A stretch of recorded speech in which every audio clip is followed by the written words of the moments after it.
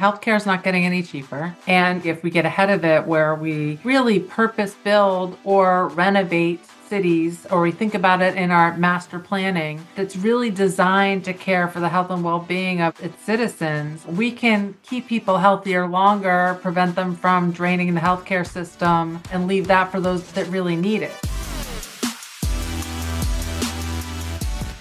Welcome to the Optimized Workplace. Today, I am so excited to welcome on, I call her a Shiro because she's in the same space, but she's doing some incredible work.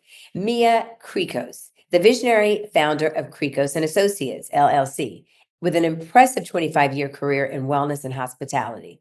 Renowned as a global leader and expert in wellness, travel, and lifestyle, Mia has worked extensively across 100 countries, leveraging her vast network to elevate the industry she serves. Recently, she was recognized as the leading woman in wellness by Cornell University as the Innovator of the Year. Talk about a game changer. Mia is dedicated to helping people live well and love more. So, our topic for today is proprietary approaches to the business of well-being and wellness, which are two different distinctions and two different models. And of course, Mia's going to talk to us a little bit about that and exploring how organizations can support clients commercially and internally across leadership, employee, customer groups, community, and planetary well-being. We'll also delve a little bit into the transformative role of Chief Well-Being and Wellness Officers, again, two different distinctions in both the public and private sectors, highlighting their impact on organizational success and culture. And so with that, welcome Mia to the show. Thanks for having me, Fran. I'm excited to be here. I love the work that you do, and I'm honored to be part of your conversation today. Excellent. Well, let's get into it because I think there's a lot to unpack with regards to what you've done and your work. So before we kind of get into the nuts and bolts, can you share with our audience a little bit about how you came to this industry of well-being and wellness, and particularly with the slant towards hospitality? Well, I grew up working in hospitality, very service-based industries, and really made my niche, I would say, in wellness-driven hospitality. So I used to lead spa and wellness for Starwood Hotels Worldwide, which is now part of Marriott.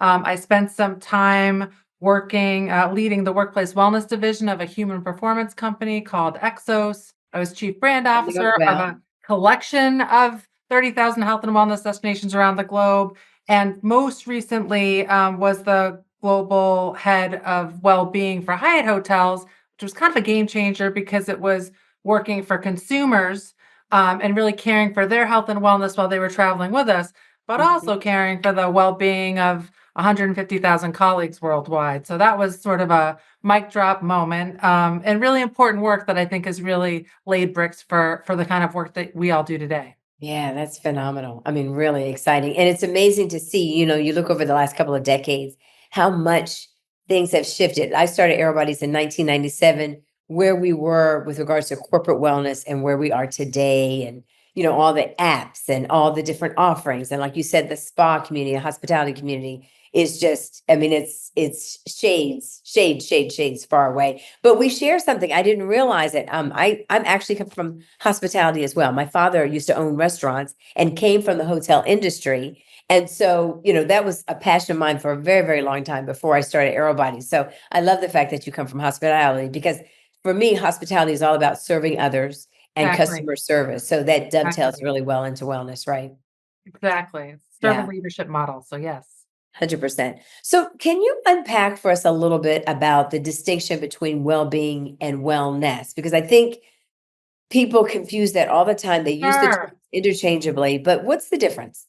Well, so there's lots of academic definitions. You can look at World Health Organization, look at the Global Wellness Institute. I like to KISS though, keep it simple, stupid, which is the way I look at wellness is those are the things we have personal control over that we try to care about how we move, how we eat, how we sleep, how we think, manage our stress.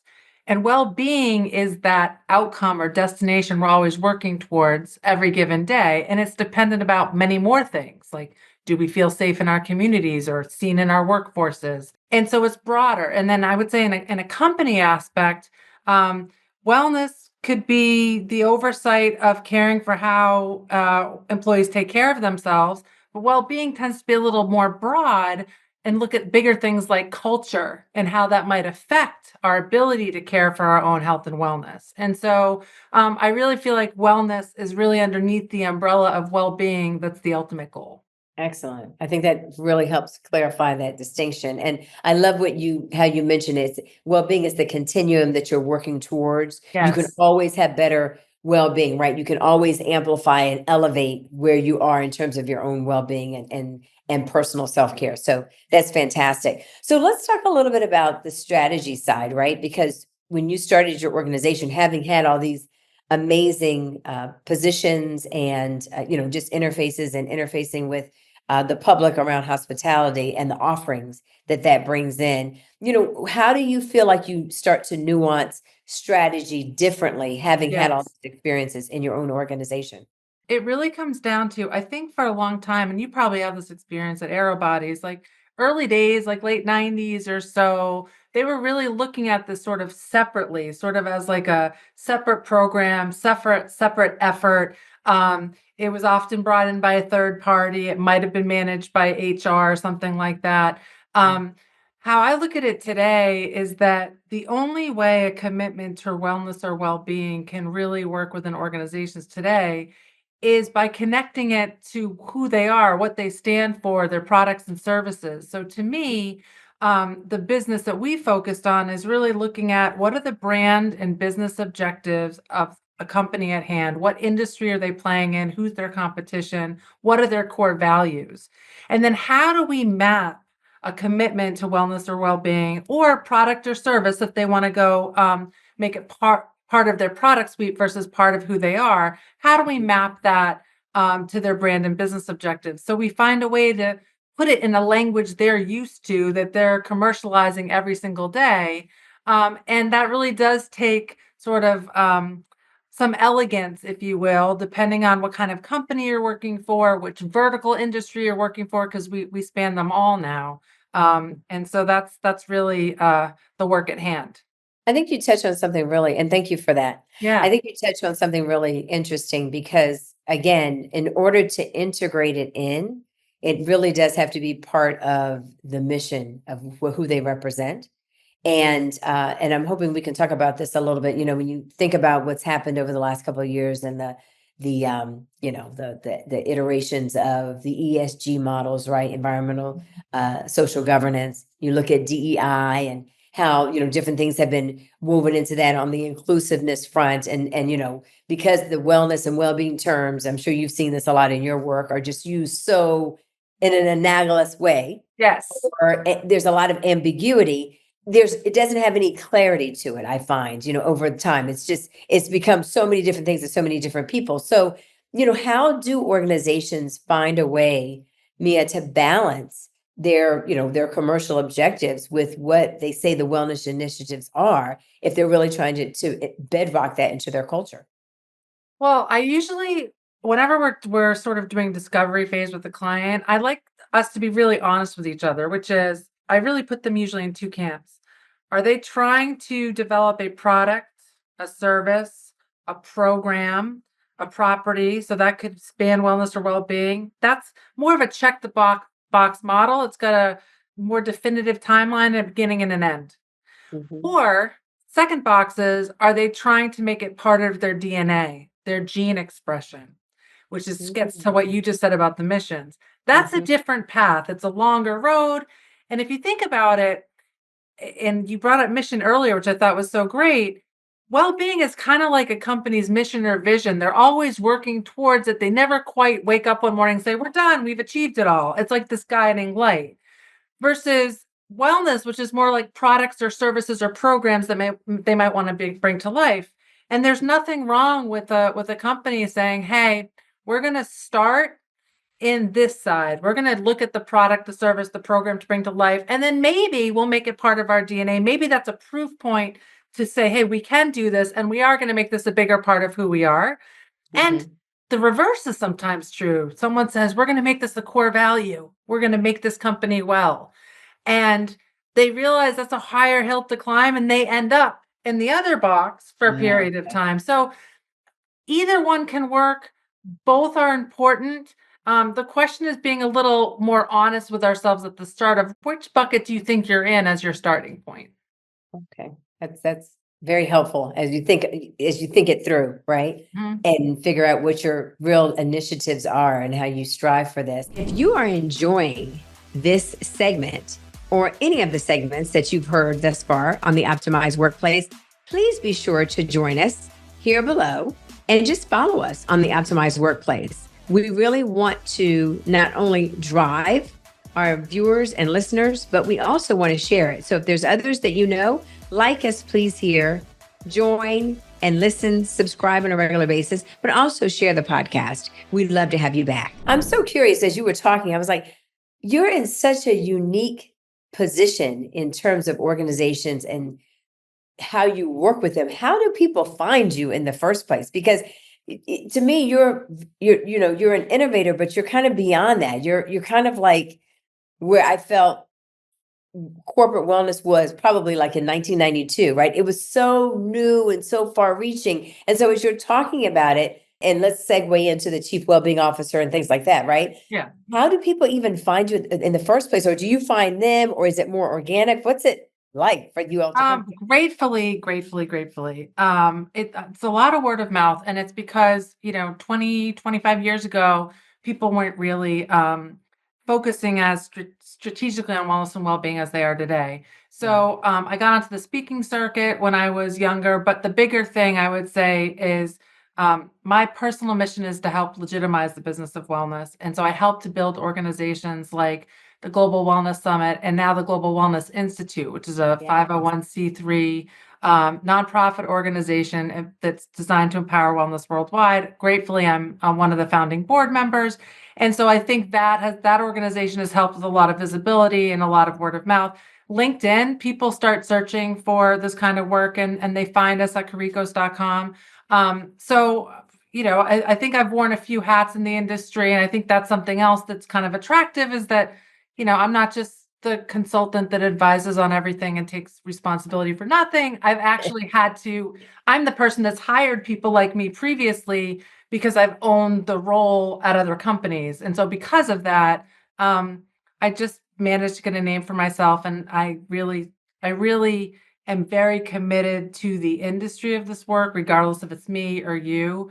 And so I think through that and sort of running the torch around the globe, I've just been lucky enough to have people listen to some degree. Oh, no, it's amazing. It is. And it's just amazing to see what's happening with the industry, right? It's like Mhm. you start something and you want it to live on without you. Like Right. ultimately, I used to tell my Exactly. clients when I started Aero Buddies, we were primarily B2C.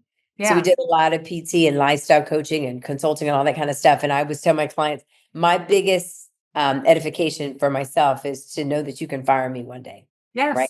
That you Yes. can keep going on this The journey. So work's done if you get fired. I mean, there you that's go. There you or go. or it's us. We're the training wheels, and they get to take them off and own it themselves. And nothing makes me happier than when that happens. We just had a client we've been with for 2.5 years, and they felt like they were ready to do that. And I got a little tear in my eye because it's like that's exactly how it's supposed to be. We help foster wellness and well-being inside the organization and let them fly. And eventually they speak the language so well they don't need us anymore. And so that is ultimately what we do is working hard to put myself out of a job. That's how I look at it. Hey, I mean, but we're training the next generation of wellness Exactly. and well-being. So let's delve into that. Let's kind of pivot a Yeah. little bit and talk about this role of, first started seeing the ideas of chief well-being officer maybe about 10 years ago. Mhm. It's still, as you know, I'm sure you well know too, it's still slow to really kind of take on. You don't see every company with it, and it's more of the Fortune 500 or 5,000 organizations that are doing it. But where do you see the pendulum shifting to Yeah. be able to bring on a chief well-being officer into organizations? Yeah.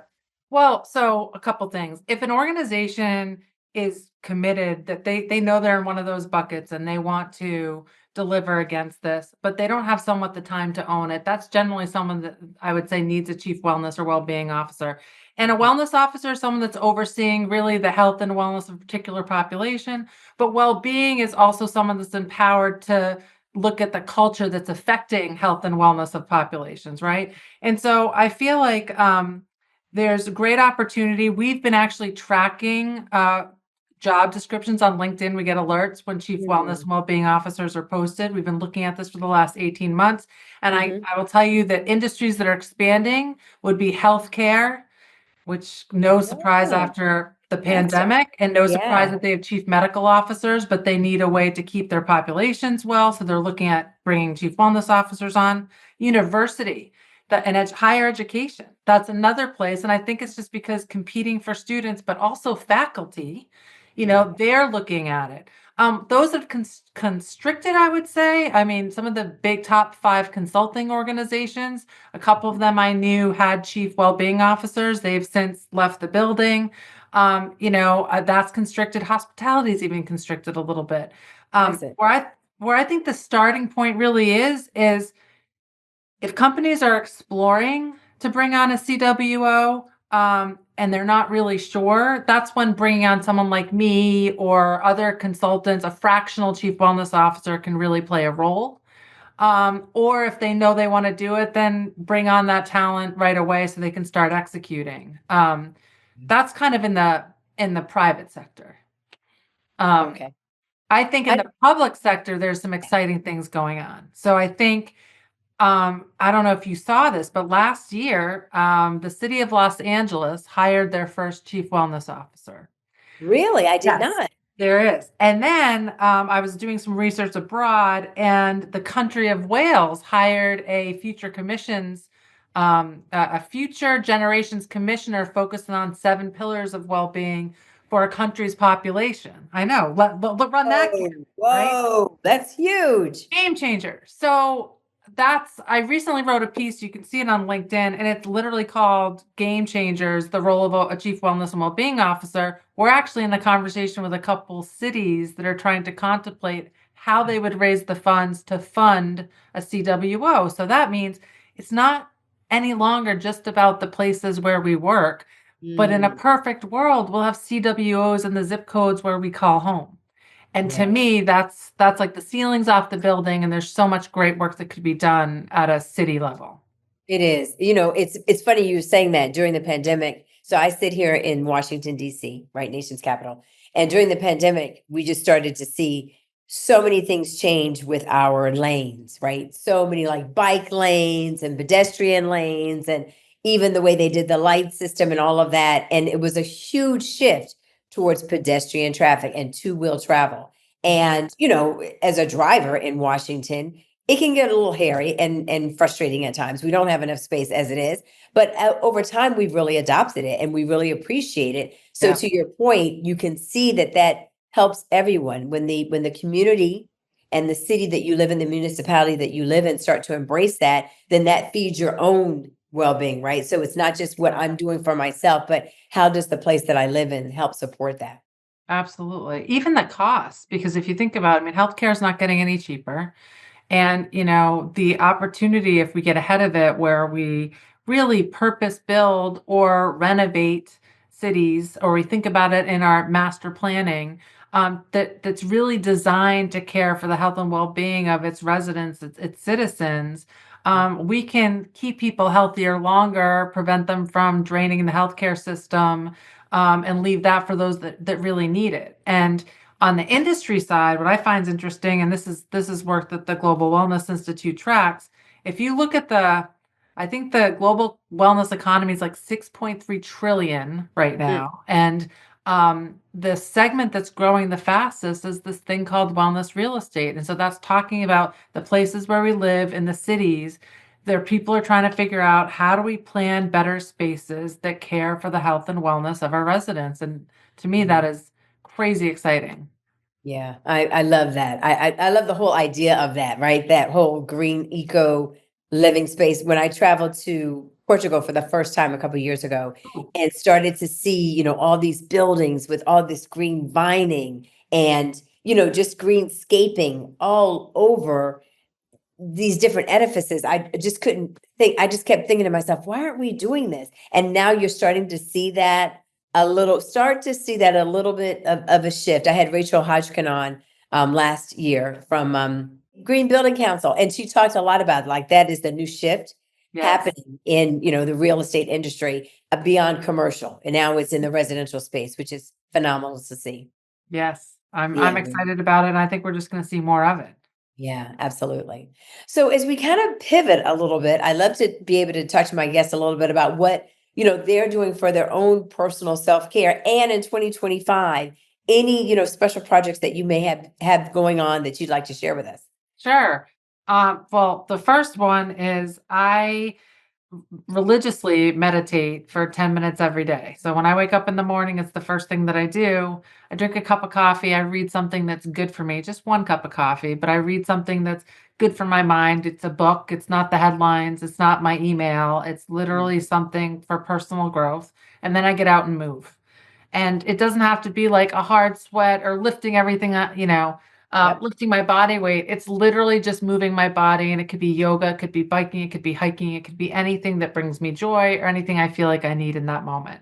So Mm. that is my morning ritual. And then at night, to sort of close out the day, I really try to call someone I love, spend time with someone I love, because I've usually left so much on the field during the workday that I need to fill my cup back up. So it's calling a sister, my mom, my dad, spending time with my husband. It's my little love ritual. So that's my personal wellness and well-being. That is such a good tip, Mia, and it fills your tank. Like you said, it Yes. fills you back up. That's a part of our emotional well-being. So I Yes. that's phenomenal. What a great tip. I love that. I love the Yeah. meditation piece. I try to do something similar in the morning. So that's really good. It brings a sense of calm Yes, to you. exactly. It's just Yeah. calm. And by the way, I mean, for people who's listening, you can download like 10 free meditations from Headspace or Calm. They all have promotions. If you have an American Express card, you can usually get a free prescription to one of those, subscription rather. Um, it doesn't take a lot to just center the mind. And I think a lot of times people imagine, oh, I have to like not say anything for like a half hour or an hour. No, it can just literally, it can be 5 minutes, 3 minutes just to center yourself. So I'm a big fan. I'm a big fan of that. And my husband now knows when I've not meditated, and he very lovingly points that out when he knows the mornings where I've skipped. Yes, Oh, that's again. wow. That's huge. So it's showing up in your life. I love that. Exactly. When you Exactly. when you were saying that about the meditations, it made me think of a this is just a real quick story. I remember doing a talk for an events group, big hotel group, just a big multiple hotels, and I had everybody do just a 60-minute calming breathing exercise, 60 second calming breathing exercise, and it's always amazing to me, and I'm sure you've seen this in your work too, how when executives don't have a chance to stop and slow down Yes. in 60 seconds, I had one guy almost fall off to sleep in 60 seconds. Right. They never stop and just Exactly. boom. So it can make a huge shift. It really can. You're absolutely right. And what Exactly. about for 2025? Anything So special? for 2025, it's Yeah. kind of related to our earlier conversation, having discussions with how we could help cities to be well, and whether that's serving as a fractional chief wellness officer or at least doing an initial strategy assessment for them to contemplate how they'd approach it. So that's something that's really big. I'm also working on helping to develop a community to be well, purpose built with wellness and wine mind that really takes into account the health and wellness of the residents, the people who visit, the people that already live there, and the local environment in mind. So we're thinking about all of that. Really, what I call, and we've this is our proprietary approach called an ecosystem of well-being. So how do you really look at the residents, the consumers, the visitors, the planet, the community? How do you look at that in a way that really develops the ecosystem to be well? And so those two areas are the things I'm probably most excited about for 2025. And I just love that we're at a place where we get to cater to the demand that's out there versus working hard to create demand, whether Mhm. that's for consumers or whether it's There. for companies, right? I mean, we are now it's like it's part of the conversation, it's part of what's happening. Not just our business plans, but also, our life plans. And so I feel like the time is now, even though we've been saying this for the last couple decades, like it It's really is a huge such shift. such an important present conversation in nearly every sector and so many different flavors of it. And I'm just inspired by that work every day. Oh yeah, 100%. I remember in the 90s, right, when I started, it was it was very select people. I think people didn't quite understand, and so or they couldn't afford it. Yes. And it was more, and with corporate, it was more trying to convince, which is was so annoying. But now to see the shift where it's everyone is embracing it, and not just embracing it, they recognize they need it, right? It's Right. not, it's a necessity. After everything we've been through in the last 5 years, people realize it's not a nice, a good to have, it's a must have. So that's a Yeah, huge. definitely. And you know what, Fran, what I love about what you just said is that it doesn't actually need to cost a lot of money. In fact, there are companies out there that are fostering cultures to be well, where they aren't spending money. They're just using intention and they're recognizing the fact that, hey, maybe, our employees are not taking vacation time because they don't feel like they can. Maybe we don't want them to feel like they have to come back from vacation and get another week of vacation just to catch up. And Mhm. maybe we shouldn't start our meetings with something, what's not going well. Maybe we should talk about what is going well. Like it really is a mindset to foster well cultures. And I think we're seeing more of that and a willingness to do more of that and make it a bigger part of who these companies are and want to be. So it's just really exciting to see that. It's agreed completely. Loving the energy. This is phenomenal. I love it, love it, love it. Well, thank you so much for joining us. This has been a phenomenal conversation. I was going to tell you, I don't want to forget your methodology, ecosystem. Can you say what it is again? Yes, ecosystem of well-being. I think that's a book. That's a Thank book. you. Yeah, Okay, I I'm think that's gonna a book remember you need that, to, Fran. Maybe yeah. you can write the foreword for me. I think that's a book. We need it. And I think organizations could purposefully use that. So that would be huge. Thank you. Thank you so Absolutely. much. Thank you so much, Mia. And thank you all for joining us today for the Optimized Workplace. Again, I'm your host, Fran Dean-Bishop. And remember, as I always tell you, it's many and that small monumental moments that make the biggest difference in your day. Take care, everybody.